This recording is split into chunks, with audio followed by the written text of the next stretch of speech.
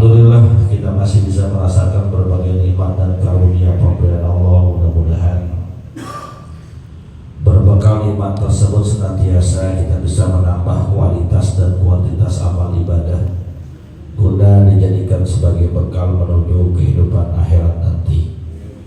Kita awali pengajian ini dengan membaca suratul Fatihah. Kita niatkan pahalanya sampaikan kepada pengarang kitab yang kita kaji, yaitu Syekh Muhyiddin Abu Zakaria Yahya bin Syaraf An-Nawawi Ad-Dimashqi, juga kepada orang-orang yang telah berjasa mewakafkan harta dan tanahnya untuk kepentingan masjid kita ini,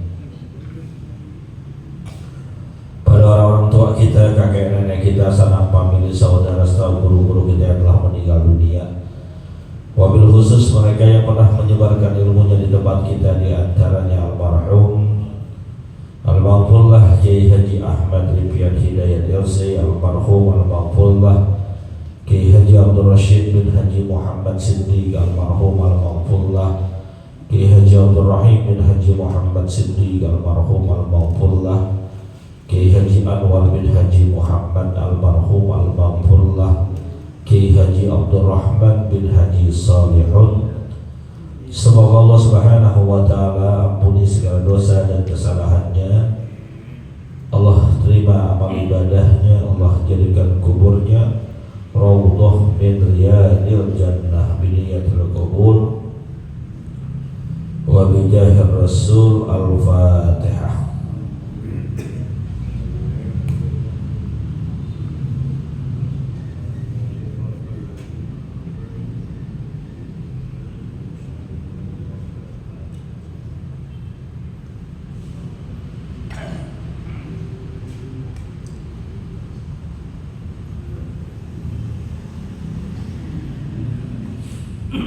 Melanjutkan bacaan kita. Bismillahirrahmanirrahim.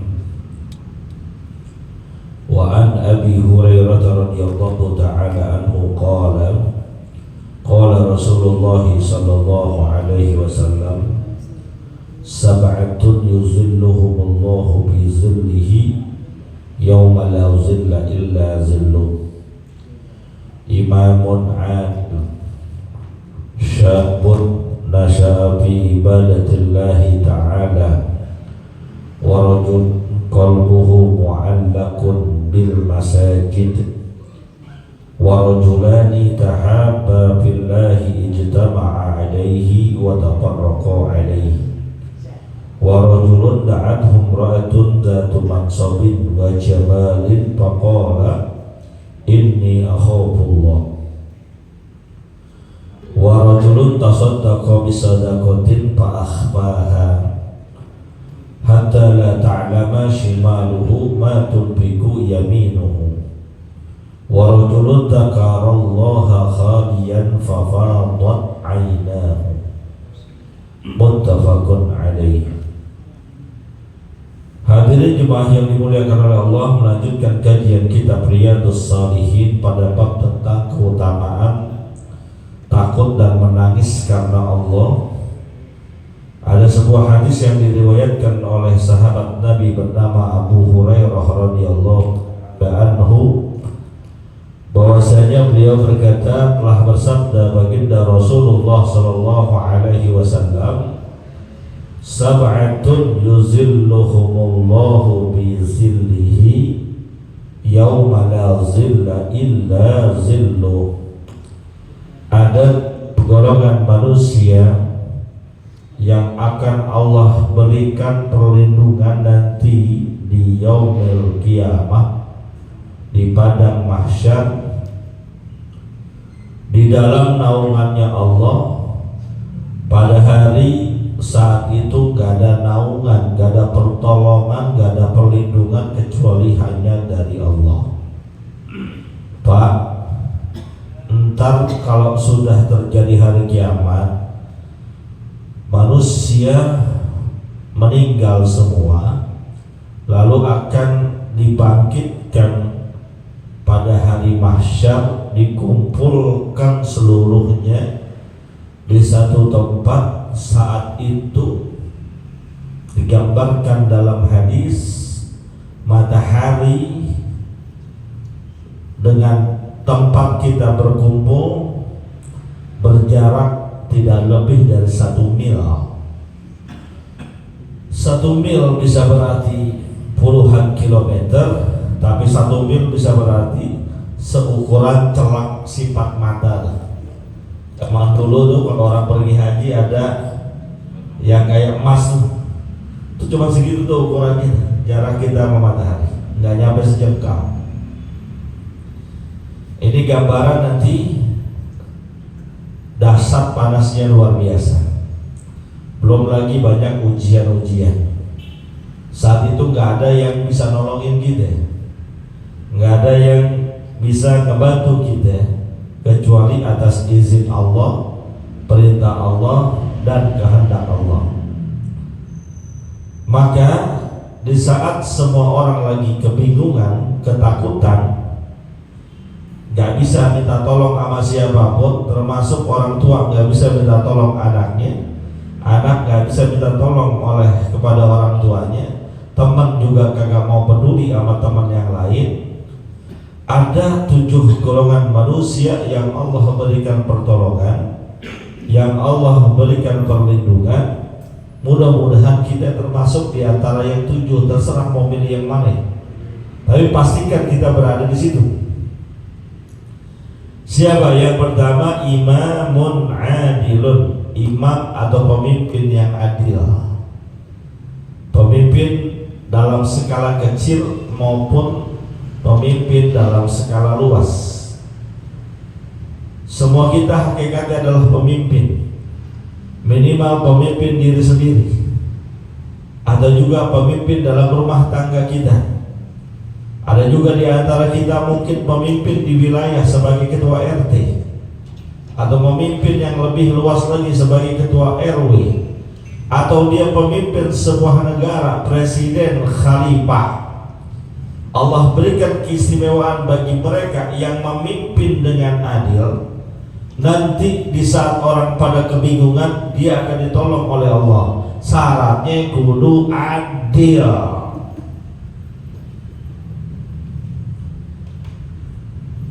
Adil bagaimana? Adil menempatkan segala sesuatu pada tempatnya. Yang hak dibilang hak, yang batil dibilang batil, yang zalim harus diurus, dibentangkan terhadap mereka keadilannya. Yang dizalimi harus ditolong dan dibantu. Ini gak bisa sembarangan, Pak. Jadi pemimpin itu gak gampang. Jadi pemimpin itu sulit luar biasa, karena kelak kita akan diminta pertanggungjawaban atas apa yang kita pimpin. Kullukum ra'in wa kullukum mas'ulun an ra'iyatihi. Setiap kalian adalah pemimpin, dan setiap pemimpin akan dimintakan pertanggungjawaban terhadap apa yang dipimpinnya. Kalau dia hanya sekedar menjadi pemimpin rumah tangga, maka dia bertanggung jawab terhadap anak dan juga istrinya. Adil gak dalam menjalankan rumah tangganya? Iya ya, kalau istrinya 1, kalau yang istrinya 2. Maka kalau udah urusan terhadap keluarga, kudu adil. Kita punya anak 5, terhadap 5-5-nya jangan terlalu timpang pilih kasih. Walaupun di antara yang 5 itu pasti ada 1 yang lebih kita sayang. Hampir semua orang tua kayak gitu. Dari anaknya yang 6 ada 1 yang paling dia demen, yang paling dia sayang. Tapi jangan terlalu ditampakkan sehingga menimbulkan kecemburuan yang lainnya. Begitu pula kalau dia punya istri lebih dari 1, taruhlah istrinya 4. Ustaz Agus, seandainya istrinya 4, dari yang 4 itu dia sayang semua, bisa apa kagak? Kagak bakalan. Tapi di antara yang 4 itu seandainya ada 1 yang paling dia demen, yang dia paling dia sayang, yang paling dia cinta, jangan terlalu menampakkan terhadap 3 yang lainnya, karena akan menimbulkan kecemburuan. Itu baru sebagai pemimpin rumah tangga. Bagaimana kalau dia jadi pemimpin wilayah, jadi ketua RT? Ada ketua RT? Ini hari kakak juga ketua RT.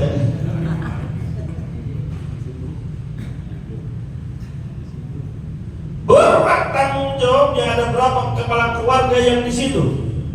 60, maka 60-nya menjadi tanggung jawab kita. Kalau ada titipan bansos, awas nih.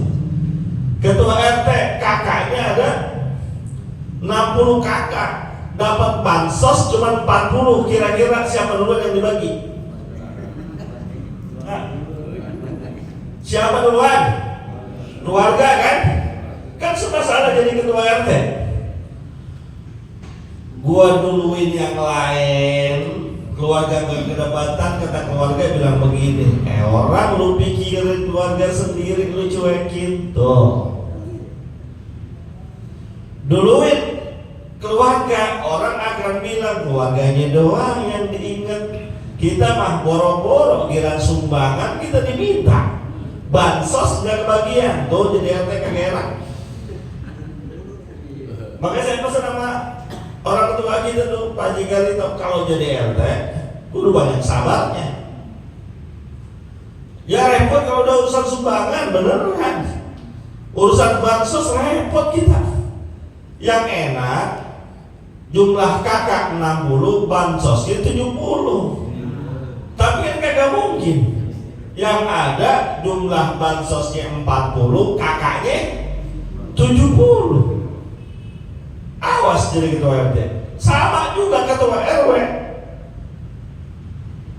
membawahi sekian banyak RT, bertanggung jawab nanti di hadapan Allah. Berapa orang yang berada di bawahannya, termasuk presiden. Jangan enak-enak aja jadi presiden. Bukan presiden sini, gue lagi ngomongin presiden negara lain. Tanggung jawabnya maha dahsyat, luar biasa.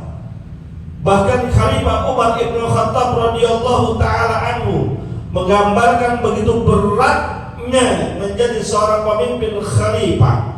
Beliau pernah berkata, demi Allah, seandainya saat kepemimpinan Umar bin Khattab ada satu anak rusa yang mati, maka itu menjadi tanggung jawab dari Khalifah Umar bin Khattab. Dia gak bilang yang mati anak manusia, anak rusa yang mati, tanggung jawab Umar bin Khattab. Bagaimana kalau yang jadi korban anak manusia? Bagaimana kalau dalam kepemimpinan kita ada yang dizolimin, kita tahu tapi kita gak bergerak? Bagaimana kalau dalam kepemimpinan kita ada yang dimusuhi, ada yang dibunuh, ada yang disakitin, ada yang dicurangin, ada yang dizolimin? Kita tahu sebagai pemimpin kita gak bergerak, nanti tanggung jawab di hadapan Allah. Sekarang mah jadi presiden enak di dunia. Pergi kemana-mana ada pesawat khusus kepresidenan, dikawal, fasilitas enak. Presiden gak pernah kena macet, memang kita. Wah, ada nguing. Fasilitas dapat, makan enak. Emang ada presiden makan di nampan? Nggak ada, kecuali presiden BHM. Nggak ada presiden makan di nampan, makanannya mah enak di dunia, entar di akhirat berat. Maka jangan pada punya cita-cita jadi presiden ya. Ya Pak, jangan punya cita-cita jadi presiden, nggak bakal kepilih juga lu soalnya. Yang model kayak kita jadi presiden, jadi RT aja belum tentu becus. Tapi baginda Rasul mengapresiasi ini, jadi pemimpin, jadi presiden, jadi khalifah pekerjaan berat. Kalau dia mampu menjalankan dengan amanah, dengan baik, dengan adil, Allah siapkan buat dia pertolongan yang lain gak dapat, dia dapat. Bahkan para pemimpin yang adil surganya bareng dengan Nabi kita Muhammad sallallahu alaihi wasallam. Kudu adil syaratnya, adil. Satu tuh. Ini hari sering banget disampaikan dalam kitab ini aja, sehingga saya udah 2 kali nih, kita 3 kali dengan ini ketemunya. Lanjutannya, yang akan mendapatkan pertolongan dari Allah, wa syabun nasya'a fi ibadatillahi ta'ala, pemuda yang tumbuh berkembang dalam senantiasa beribadah kepada Allah. Anak muda dari kecil, remaja, dewasa, nggak pernah belok, nggak pernah melenceng, lempeng, lurus hidupnya. Dari kecil emang udah doyan ke masjid, remaja rajin ke masjid, dewasa nggak berhenti ke masjid, sampai dia jadi tua pun terus berada di masjid, istiqomah. Tapi yang susah, berat. Anak muda yang rajin ibadah berat. Ya mohon maaf, ini yang hadir pengajian sekarang aja di malam, berapa persen anak mudanya? Kira-kira Ustaz Agus maksudnya anak muda apa kongkong?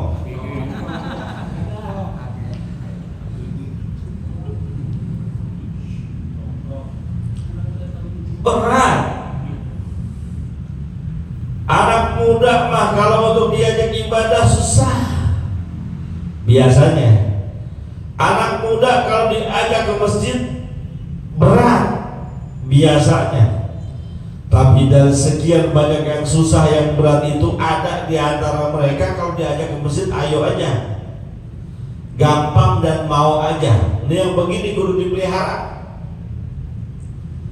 Maka alhamdulillah bersyukur kalau ada anak kita, cucu kita yang sampai saat ini betah nuntut ilmu di pondok-pondok pesantren. Mereka kan dibina, dikader untuk senantiasa terus beribadah kepada Allah. Anak santren Pak, cobain aja, jam 10 baru tidur, jam 3 udah dibangunin. Puasa Senin Kamis jalan, puasa yang sunnah lainnya tidak ditinggalkan.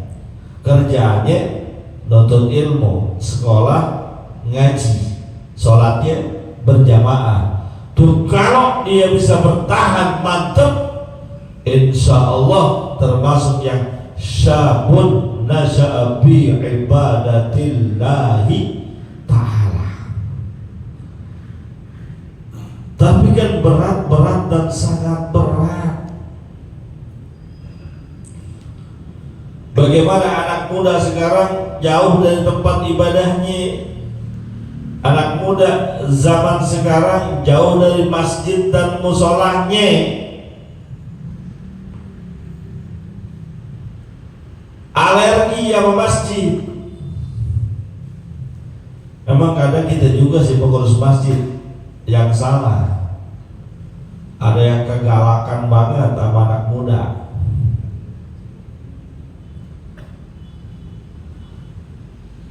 Tegas boleh, galak jangan. Khawatir kalau terlampau galak mereka jadi ogah ke masjid. Saya ingat dulu zaman saya kecil, itu kalau bulan puasa paling demen tahling, terawih keliling dari masjid sini ke masjid sini, masjid sini ke masjid sini, sampai Riyadul Abidin, Al-Ikhlas, keliling saya. Terawih bukan, gue main sarung, ame ngumpet-ngumpetin sendal orang. Ini jujur nih, tapi jangan bilang-bilang. Dulu tuh saya lagi kecil tuh suka banget keliling masjid. Itu kita dulu tuh. Sekarang ke masjid ini yuk, sebutin nama masjidnya. Teman-teman saya pada bilang, boga ah. Kenapa? Pak Hajinya galak. Tuh. Padahal saya niat ke masjid saat itu bukan buat taraweh, bukan. Emang buat bikin rusuh aja.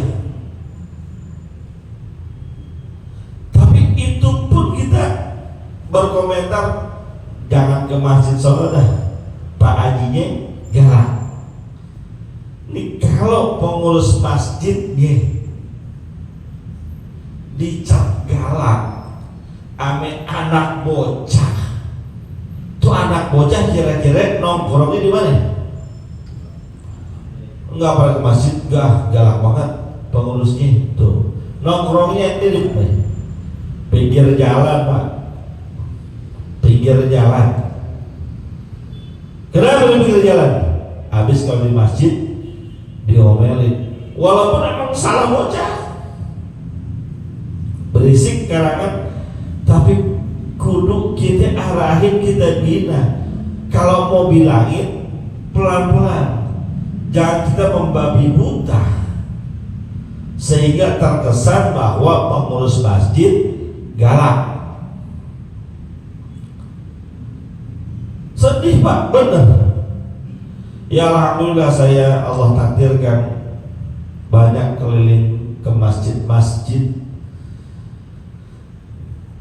dari satu masjid ke masjid yang lainnya. Namun yang sedihnya itu di mana saya nemplok di situ anak mudanya jarang. Krisis anak muda gitu. Padahal kalau kita lihat sejarah para sahabat-sahabat Nabi itu yang muda-muda udah pada tampil, Pak.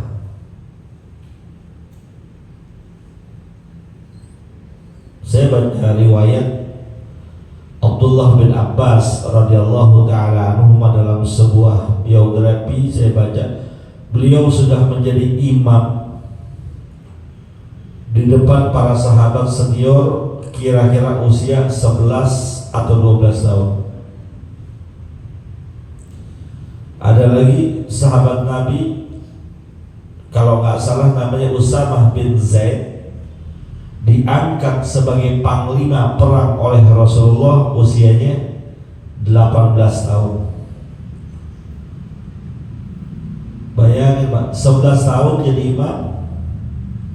Bocah kita zaman sekarang 11 tahun dia bisa apa? Boro-boro jadi imam, kadang huruf Arab aja dia gak kenal. Sahabat Nabi umur 18 tahun jadi panglima perang. Anak zaman sekarang kita umur 18 tahun jadi apa? Bener, panglima perang, tapi di game online.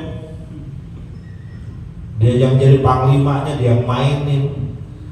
Tapi kan itu dunia khayal. Anak mudanya kemana?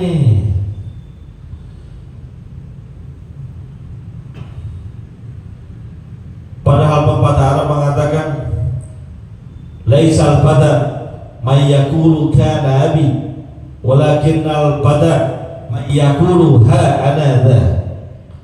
Bukanlah yang namanya anak muda itu yang ngomong, no bapak gua no lihat kontrakannya banyak, no bapak gua no jenderal, no bapak gua no RT, no bapak gua juragan tanah, no bapak gua no kumisnya baplak. Bukan yang itu. Kalau ngandelin bapak semua juga bisa, tapi yang namanya pemuda, mayyakulu ha anada. Nih gua nih anak muda, tampil ke depan, memang memiliki kemampuan, memiliki kredibilitas. Tuh udah begitu. Bukan yang anak muda yang tewek-tewek sama bapaknya, yang belum layak naik dinaikin. Gue jadi gak mau ngomongin politik ya.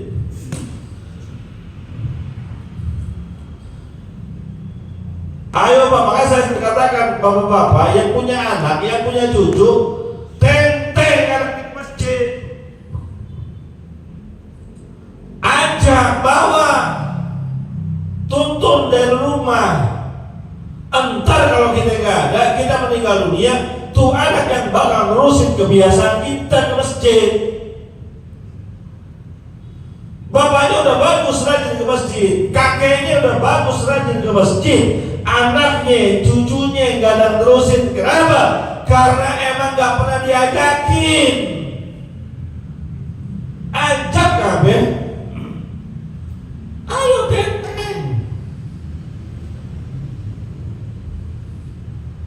Berapa banyak orang tua yang rajin ke masjid ketika meninggal dunia, generasinya nggak ada yang nerusin. Kakeknya meninggal, cucunya nggak ada yang nerusin. Ayahnya meninggal, anaknya nggak ada yang nerusin.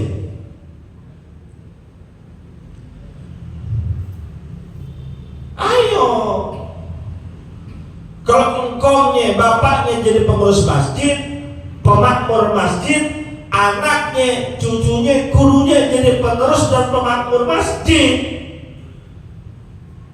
Ini kan kagak zaman sekarang. Engkongnya ngurusin masjid, bapaknya ngurusin masjid, anaknya ngerampok di masjid. Ada nggak begitu? Anaknya jauh dari masjid, anaknya gak peduli sama masjid, karena bapaknya juga, engkongnya juga nggak nularin. Ayo Pak, kita gak bakal hidup selamanya, bakal meninggal dunia. Saya sampaikan, kita umur berapa sih? Sekarang kita umur 50 tahun, ya nggak lama lagi. Nggak lama lagi kalau udah umur 50 tahun. Terus kalau kita udah nggak ada di masjid, siapa mau terusin?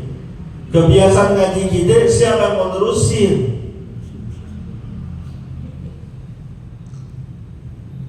Tanggung jawab kita tuh ngajak anak cucu kita, pengkaderan namanya.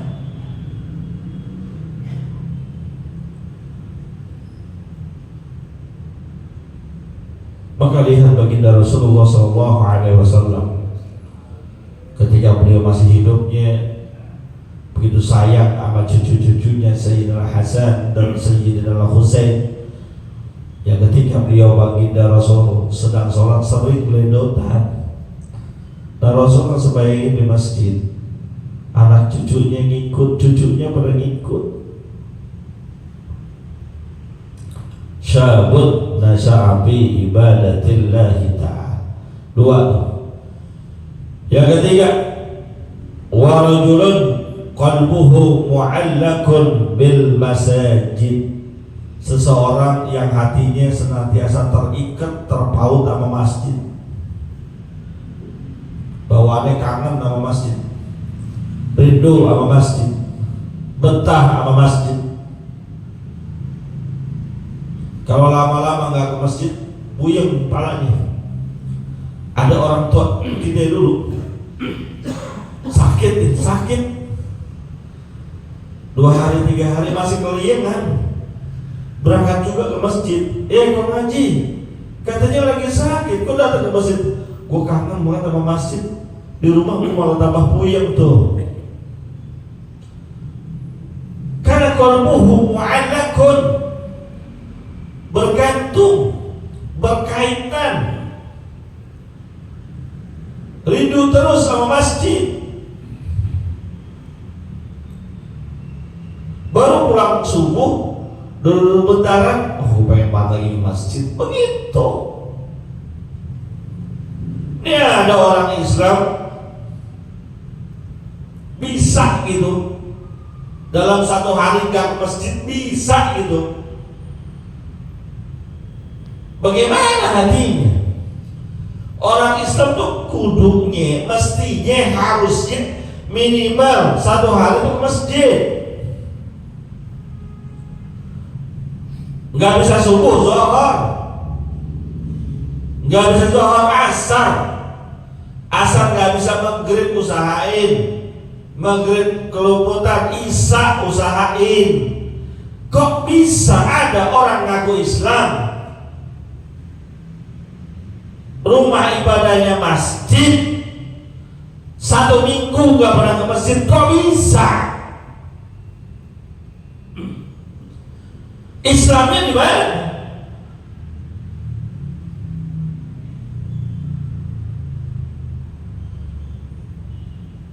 Ini rumah suci kita nih. Usahain sesibuk apapun kita dengan pekerjaan, dengan urusan, seandainya 5 waktu kita nggak bisa ke masjid semua, atur aja waktu. Mau cocok yang mana? Terserah. Subuh dah Ustaz, kayak subuh saya bisa nih rada lenggang waktu. Kejar subuhnya. Subuhnya kesiangan nggak bisa. Zuhur. Ini kan ya Allah,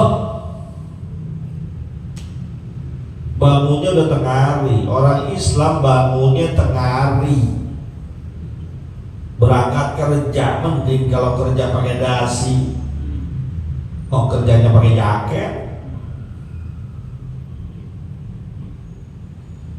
Zuhur masih di jalanan, asar masih di jalanan, maghrib masih di jalanan, Isya masih di jalanan juga. Kapan lo ke masjidnya?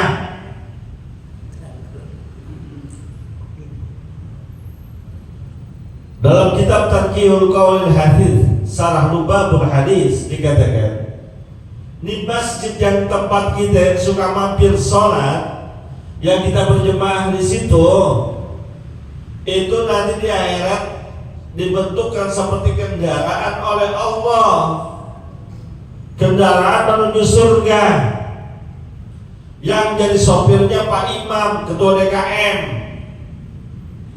keneknya marbot, penumpangnya kita yang doyan ke masjid walaupun cuma sehari sekali, mau berangkat ke surga. Tunggu saya belum naik, kata marbot. Oh iya nih, ini dulu di dunia sering ke masjid walaupun belakangan masuk. Tunggu, saya mau naik, dilihat, oh iya nih dulu sering azan, naik. Tunggu, saya ikut siapa nih, gelap, penumpang gak jelas. Ke masjid kagak, pengajian kagak, gak bisa. Gak diangkat yang benar begitu. Saya datang Pak Ustaz ke masjid saya datang, kapan? Lagi mau maulid. Itu juga di jalanan. Gak bisa. Ini bakal jadi kendaraan kita nih. Mau ditinggal orang-orang pada ke surga dengan kendaraan masjid, kita gak ikut, mau naik apaan? Rumah dekat masjid tapi gak pernah ke masjid, bingung kita nih. Sekali ngapain dalam 5 waktu sehari semalam sekali ya be, terserah. Kayaknya saya maghrib bisa mau saat maghrib, ya udah maghrib. Zohor kayaknya bisa di zohor nih, waktu istirahat zohor. Jangan luput banget, jangan lewat banget. Tergiran mati aja keluarganya dirasa kusuk, bawa masjid. Tuh orang yang paling sial tuh. Siapa? Mereka yang ketika hidupnya tidak pernah ke masjid, sekalinya ke masjid udah menjadi bangkai. Paling depan mending jadi imam.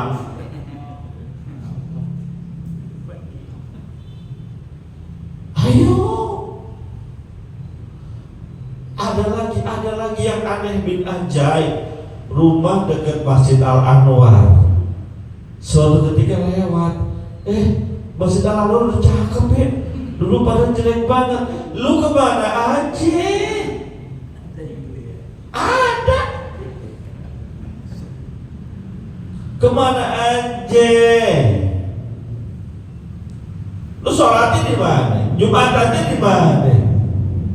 La haula wala quwwata illa billah. Ayo. Rindu terus sama masjid. Walaupun bukan ahli masjid, tapi kita senantiasa rindu. sering saya sampaikan, beruntung para perebut masjid, beruntung Allah bikin kondisinya terpaut dengan masjid. Ada beberapa kawan kita, sahabat kita merebut masjid, tinggalnya di masjid, disediakan oleh pengurusnya. Saya bilang, ente jangan lihat gajinya di dunia. Emang kalau merebut masjid gajinya kan gak ada gede. Paling di sini doang ada 4,5 juta ya di sini. UMP 5.200.000. Mohon maaf ya Pak, mohon maaf banget. Gaji merebut masjid masih lebih rendah daripada pasukan oren. Gue tahu, betul kan? Iya. Tapi jangan lihat itunya. Saya punya kawan di salah satu tempat, saya sebutin daerahnya lah, dekat Santa sama Cikajang. Itu gajinya ya mungkin gak jauh beda dengan di sini. Tapi saya bilang besar hatilah. Kalau untuk urusan rezeki, Allah gak akan sia-siain hambanya. Itu Pak, begini hari rumahnya di Banten, punya istri, punya anak, pesantren, tiap bulan pulang kampung, bayangin aja loh. Gajinya gak jauh beda sama di sini, gue gak sebutin angkanya lah. Tiap bulan pulang kampung, itu pun punya cita-cita, istrinya 2, satu di Jakarta, satu di Banten, lu bayangin aja loh. Kalau Ustaz Agus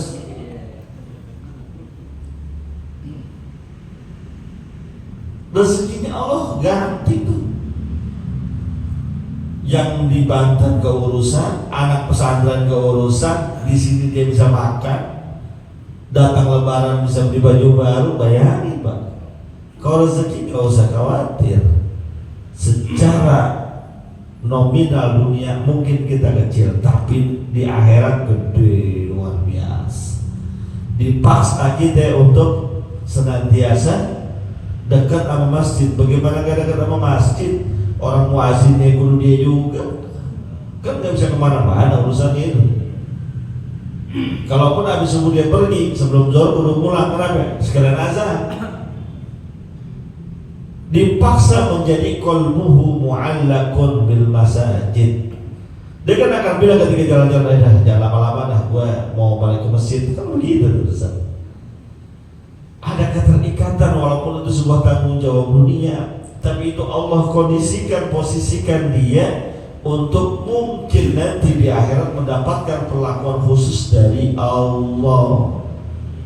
Dibandingkan yang kerjanya puluhan juta gajinya, tiap hari megang duit, tempat AC, tapi gak pernah ke masjid, mau ikut rombongan mana? Ayo Pak, kita yang sudah terbiasa ke masjid jangan pernah tinggal di masjid. Jangan ngambek sama masjid. Karena ada orang ngambek sama masjid, ada gak? Kesinggung sama pengurusnya, mabok, gah ke masjid lagi. Ya jangan begitu. Lo ngambek sama pengurus Masjid Al-Anwar, pindah ke masjid lain. Ini ngambek sama pengurus Masjid Al-Anwar, masjid lain juga dimusuhin, kagak ke sono, kagak kemari, kan rugi. Jangan Pak. Mohon maaf ya, kalau kita punya urusan dengan pengurus masjid terus kita kosret, lu mau marah-marah aja sama orangnya. Kita punya urusan sama salah seorang pengurus masjid, bikin kita gak enak hati, lu sebel-sebel aja tuh ame orangnya. Jangan masjid lu bawa-bawa, masjid gak ada salahnya. Lu datang aja ke masjid, bodo amat, gue gede ke Ustaz Oyon, tapi ke masjid. Yang imam Ustaz Oyon, Ustaz saya gede banget sama dia, tetep aja selalu berjamaah. Kenapa gara-gara ada Ustaz Oyon lu jadi kagak datang? Masuk, ya Ustaz Oyon imam yang gue pulang, jangan rugi begitu. Qalbuhu mu'allakun bil masajid. Masih ada beberapa lagi tapi udah isa. Mudah-mudahan Allah jadikan kita bagian dari yang kelak